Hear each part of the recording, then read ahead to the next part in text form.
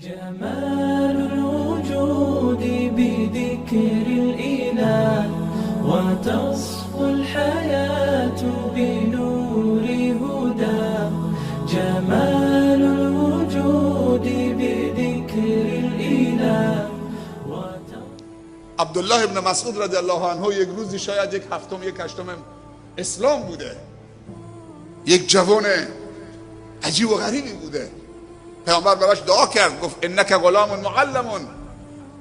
اولین کسی که با صدای قرآن بعد از پیامبر در مکه در جمع بزرگان قریش و مشرکین با صدای بلند فریاد زد عبدالله ابن ام مسعود بود و یکی از محدثین و یکی از قرا و یکی از حفاظ و یکی از فقهای صحابه است و یک روزی شاید یک هفتم یک هشتم اسلام بوده.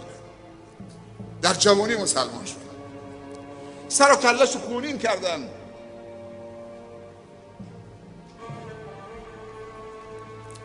خیلی لاغرندام بود، ساق پاش خیلی باریک بود. زمان قدیم دیگه لباس اینطوری نبود که دکمه داشته باشه. یه لنگی رو کتفشون مینداختن بهش میگفتن ردا، یه لنگی هم به کمرشون میبستن بهش میگفتن ازار و ردا، مثل لباس احرام.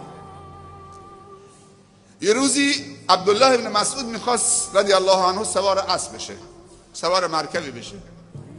یه تعداد منافقین ایستاده بودن، رسول الله صلی الله علیه و آله هم نزدیک بود، ایستاده بود. بادی آمد گوشه لنگ عبدالله ابن مسعود رو کنار زد، ساق باریک پاش مکشوف شد، ظاهر شد. منافقینی که اونجا ایستاده بودن مسخره کردن، چقدر پاش باریکه، نگاه کن چقدر ساق پاش باریکه. پیامبر شنید، رنگش به هزار رنگ چرخید، صورتش سرخ شد، چشمش مثل خون شد، این رگ گردنش برهم کرد. بعد این جمله رو گفت، به خدایی که جان من در قبضه دست اوست، قدرت اوست، همین ساق باریک پای عبدالله ابن مسعود در ترازوی خداوندی از کوه احد سنگین تره. بذارن تو یک کف کوه احد و بذارن تو یک کف کوه احد بربر میشه.